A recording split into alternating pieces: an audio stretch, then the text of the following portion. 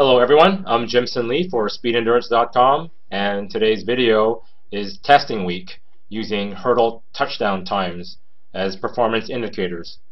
This is part 2 of a video on how to do the annual plan, and it really focuses on testing week. Before I begin, a quick blurb on my blog. It's the book I never wrote, has about 1,400 articles and being quoted on BBC, Sports Illustrated, ESPN, and a variety of other sources. Now, going back to the video on the annual plan, I like to do 3 weeks of hard training followed by a week of easy or testing week. I know Stephen Francis, who is Asaf Apollo's coach, he prefers that method as well, whereas Glenn Mills uses an 8-week period where he tests 1 week every 7. Now, for the hurdles, there's a few things that I like with testing week because, one, you only need a short distance of going to the first hurdle or the second hurdle, and being November, it gets pretty cold, we're indoors, we use an 80-meter straightaway, and with that we can actually test our 400-meter hurdler using distance to the first hurdle or the time between 2 hurdles, and I'll get to that later.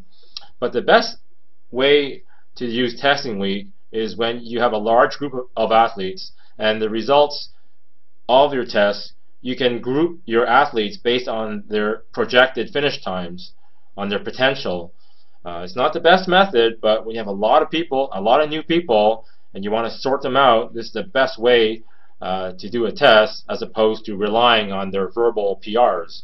And we all know how people lie about their 40-yard times, their 100-meter times. So this way you get there, you see it, time them, and then group them accordingly. Before I begin, let's make sure we're all on the same page. We all know the high hurdle spacings are different for men and women, and for the intermediate hurdles they're the same, which is 45 meters to the first hurdle and 35 meters between hurdles. And this is important because when you go indoors, you don't have those spacing.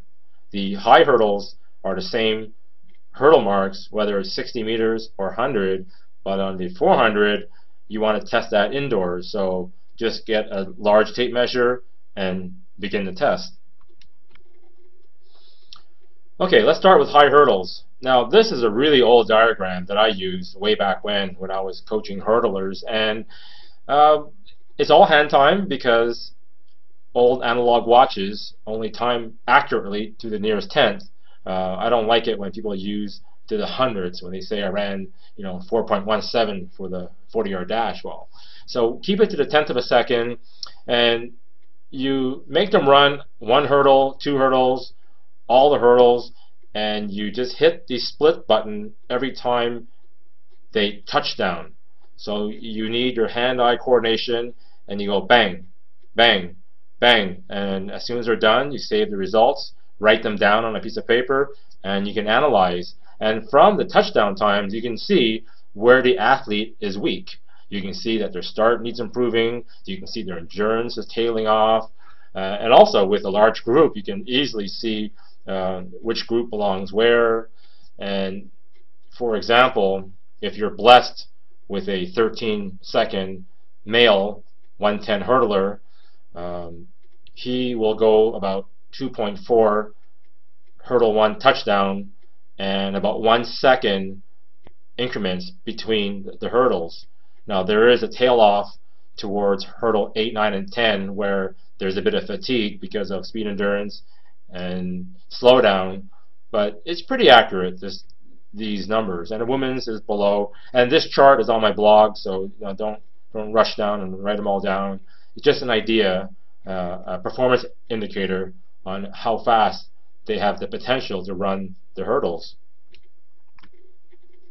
And this next slide is for the 400-meter hurdles, and it's a bit easier to do because one, they're not going as fast, and two, you have time to click the split button on your stopwatch. And you can see if you have let's say a 50-second projected male hurdler, he goes 6 seconds to the first hurdle and then 4 seconds between hurdles. Again, hand times on touchdown when their foot hits the track, and the women's chart is according. Now, I mentioned hand times, and we all know how inaccurate they are, and I started using a product called Freelap last year, and it really changed my life because it really takes the guesswork out of timing. I believe the watch up to the hundredths of a second as opposed to a analog watch goes to the tenth of a second, and you really are measuring progress. It's like a weight scale for measuring your body weight. It doesn't matter how much off it is, but as long as you can see an improvement on the same scale on the same time, as time goes on, you see the improvement. And that's what you're trying to do, is to measure improvement. Now with the Freelap, there's a few things different because you're not really testing touchdown time. You can actually place them approximately where they'll touch down, or you can actually put the poles or the TX Junior transmitters, you can put them at the hurdle, or you can actually put them midpoint between hurdles. But whatever you choose, just keep it consistent from day one and from year to year.